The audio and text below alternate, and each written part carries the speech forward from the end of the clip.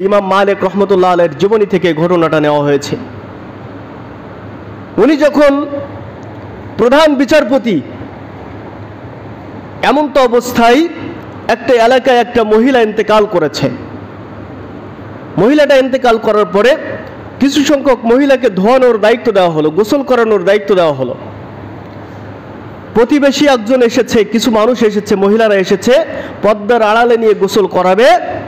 এমন তো অবস্থায় মহিলার যখন লজ্জাস্থানের কাপড় সরানো হলো, এই মহিলা ওখানে হাত দিয়া একটা উরুর পরে, রানের উপরে হাত দিয়ে একটা মন্তব্য করেছে। কি করেছে? রানের উপরে হাত দিয়া একটা মন্তব্য করেছে। এই মন্তব্য করার ফলে এই যে মহিলা মন্তব্য করলো, ওই লাশের সঙ্গে, মহিলার লাশের সঙ্গে এই হাতটা, এই রানের সঙ্গে হাতটা আটকে গেল। নাউজুবিল্লাহ বলি। ভালো করে খেয়াল করেন, এই মহিলা যখন এই রানের উপর হাত দিয়া মন্তব্য করলো এই লাশ মহিলাকে নিয়ে, তখন হাতটা রানের সঙ্গে আটকে গেল। মুসিবত আছে না নাই? কথা বলেন।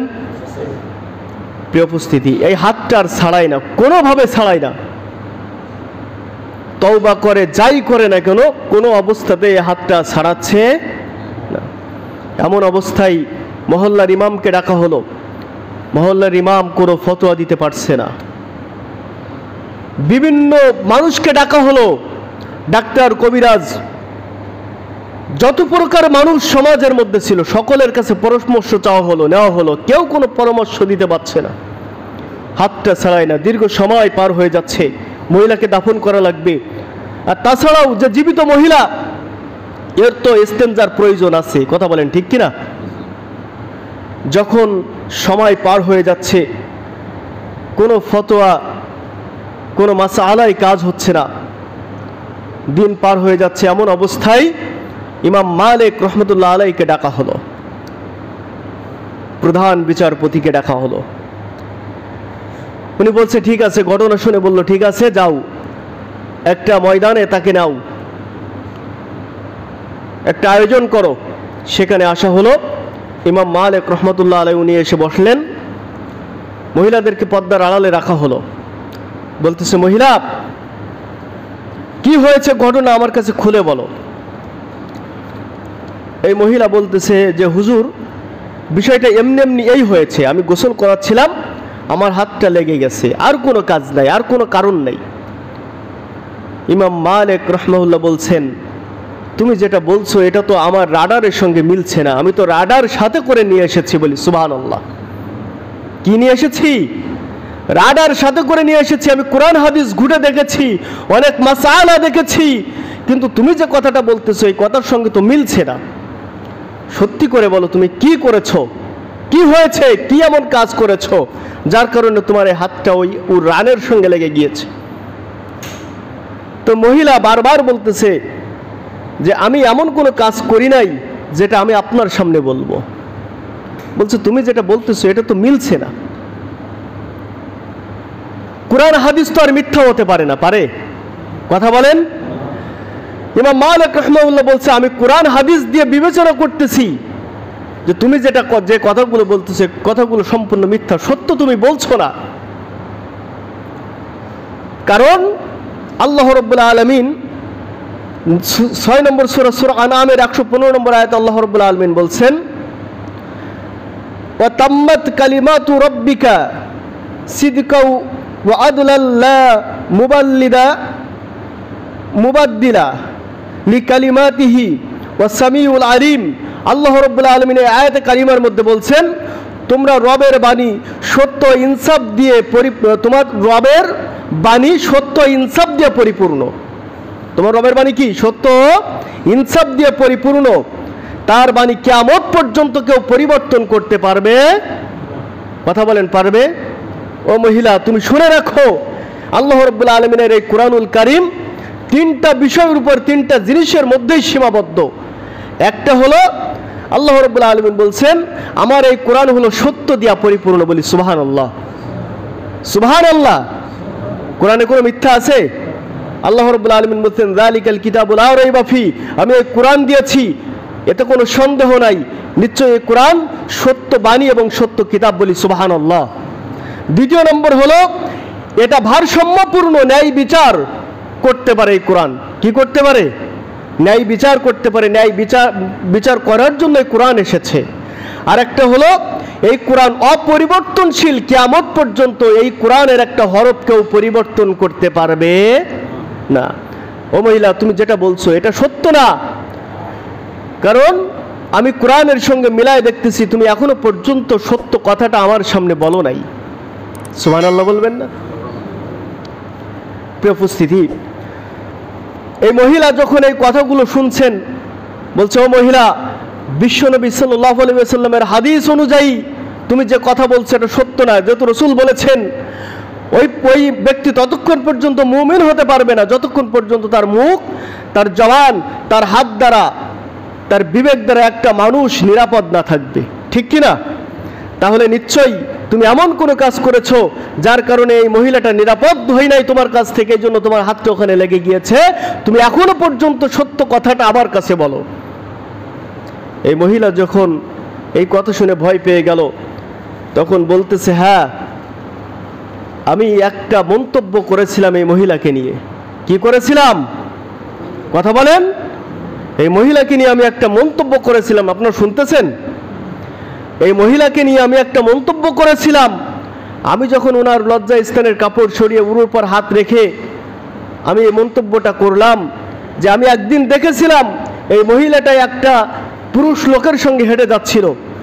তা আমি মনে মনে বললাম যে তুমি উপরে উপরে এত ভালোবেসে চলো বা পর্দা করে চলো বা ভালো নিয়তে চলো, অথচ তুমি একটা ছেলের সঙ্গে হেঁটে যাচ্ছিলে।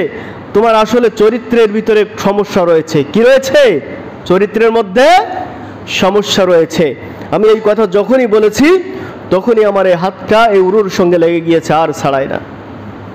তখন ইমাম মালিক রাহমাহুল্লাহ বলছেন, এবার তো লাইনে এসেছো, আমার রাডারের সঙ্গে এবার মিলেছে, বলি সুবহানাল্লাহ। কারণ আল্লাহ রাব্বুল আলামিন কুরআনুল কারীমের মধ্যেই বলছেন, যে ব্যক্তি কোনো নিরপরাধ মানুষকে অপবাদ দেয়, অপরাধী করে, অবশ্যই অবশ্যই ওই মানুষটা সে প্রকাশ্যে নিজেই অপরাধ করেছে। এজন্য অন্যের কাছে যখন এই দোষ চাপায়, আল্লাহ রাব্বুল আলামিন বলছেন সে প্রকাশ্যে তার পাপের বোঝা বহন করলো, বলি নাউজুবিল্লাহ।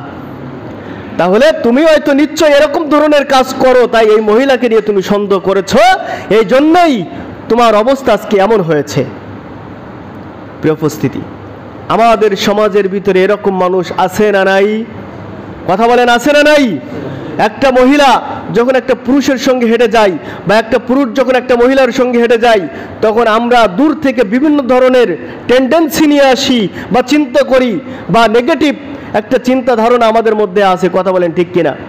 হতে পারে ওই মহিলার ওই যে পুরুষটা যাচ্ছে ও ভাই হতে পারে, পারে কি পারে না? পিতা হতে পারে কি পারে না? মামা হতে পারে কি পারে না? প্রিয় উপস্থিতি, ছেলেও তো হতে পারে। এই জন্য আমরা বিভিন্ন ধরনের চিন্তা ভাবনা করি, একটা মানুষ নিরপরাধ মানুষকে এরকম ধারণা করে তাকে অপরাধী করি। আছে না নাই? এটা জঘন্যতম একটা অপরাধ, বাস্তব জীবন থেকে শিক্ষা। প্রিয় উপস্থিতি,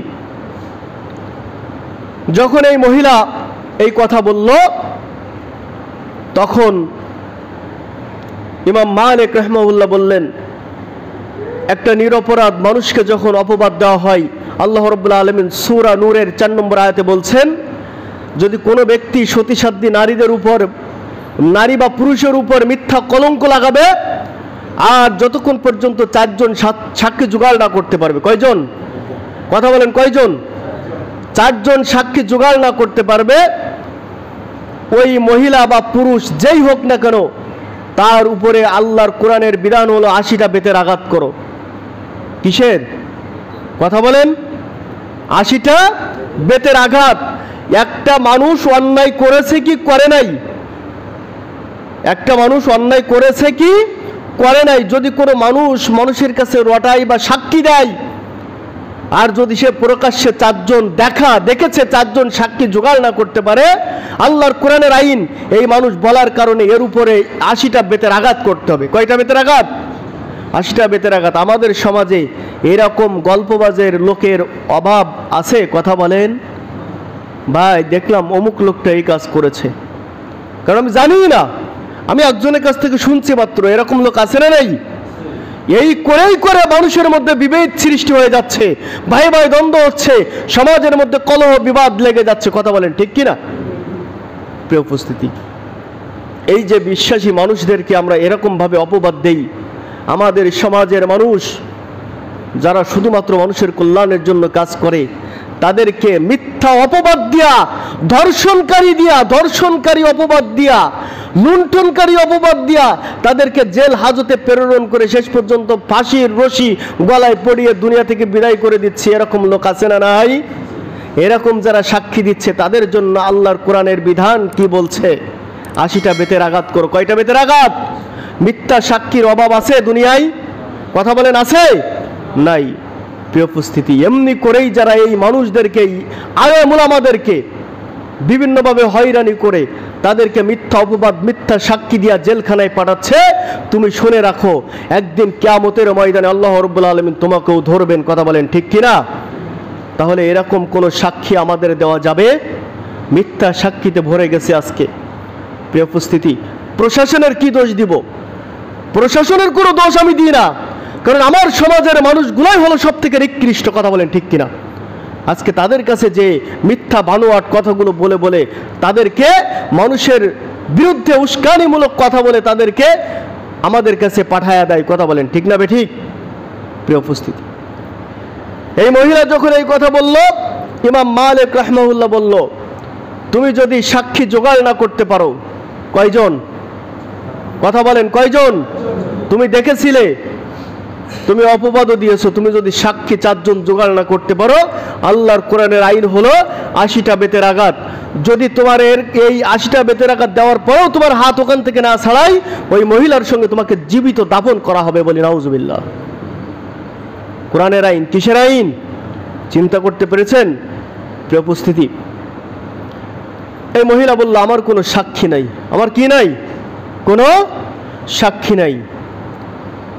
জাস্টিস, বিচারপতির প্রধান ইমাম মালিক রাহমাহুল্লাহ হুকুম দিলেন, যাও ওই মহিলাকে 80টা বেতের আঘাত করো। কিসের বেতের আঘাত?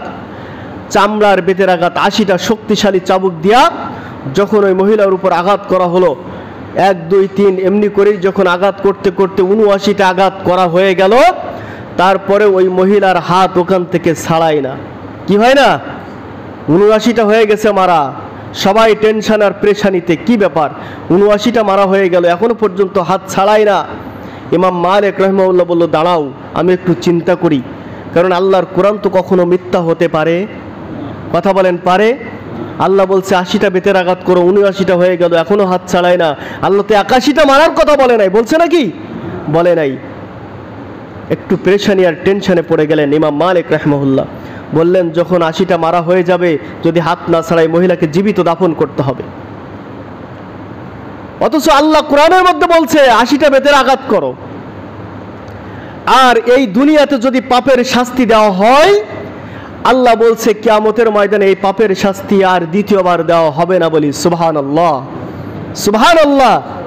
এই জন্য নামাজ যদি না পড়ে আপনার সন্তান, আপনি প্রহার করেন। কি করেন? কি করেন? প্রহার করেন। তাকে প্রহার করে নামাজে নিয়ে আসেন। দেখবেন যেখানে যেখানে আপনার এই বাড়ি শাসনের বাড়ি লাগবে, জাহান্নামের আগুন এখানে লাগবে। সুবহানাল্লাহ বলবেন না? প্রিয় উপস্থিতি, এই জন্য দিন কায়েমের আন্দোলনে, দিন কায়েম করার জন্য যদি আপনাকে প্রহার করতে হয়, সেটাও করতে হবে। কথা বলেন ঠিক কিনা? তো ইমাম মালিক রাহমাহুল্লাহ বললেন যে কোরআনে আল্লাহ রাব্বুল আলামিন বলেছেন 80টা বেতের আঘাত করতে হচ্ছে না। তো এক পর্যায়ে ইমাম মালিক রাহমাহুল্লাহ আল্লাহর উপর ভরসা করে, কোরআনের উপর দৃঢ় বিশ্বাস রেখে জাল্লাদকে বললেন, শেষ বাড়িটা তুমি মেরেই দেখো আল্লাহ কি ফয়সালা দেয়। সুবহানাল্লাহ। প্রিয় উপস্থিতি, এই মহিলাকে যখন সর্বশেষ এই বাড়িটা আঘাত করা হলো, 80টা পরিপূর্ণ হয়ে গেল, আল্লাহর অশেষ রহমতে ওই হাতটা ওখান থেকে ছুটে গেল। বলি সুবহানাল্লাহ। প্রিয় উপস্থিতি, এই মহিলা এখানে তওবা করলো, জীবনে কোনোদিন আর কোনো সতীসাধ্যী মানুষের উপর এরকম জুলুম করব। ওইখানে যত মানুষ ছিল নিয়ত করেছে বাকি জীবনে কোনো মানুষের উপর এরকম অপবাদের ট্যাগ আর লাগাবো। সুবহানাল্লাহ বলবেন না? আমাদের সমাজে এরকম লোকের অভাব আছে? এরকম লোক বহুত রয়েছে। একজন মানুষ কি করেছে আমি দেখি নাই, আমি জানি না, আমি শুনি নাই, মাত্র সামান্য কিছু কারণে তাকে অপবাদের উপর অপবাদ দিয়ে লাঞ্ছিত অপমানিত করে অপদস্থ করে সমাজের মধ্যে হেউ প্রতিপন্ন করে, আছে না নাই? আমরা যারা এখানে উপস্থিত হয়েছি কেউ আজকের পর থেকে কোনো মানুষকে নিয়ে বাজে মন্তব্য করবো না। রাজি আছি তো ইনশাল্লাহ? আল্লাহ সুবহানাহু ওয়া তাআলা তৌফিক দান করুক, বলে আমিন।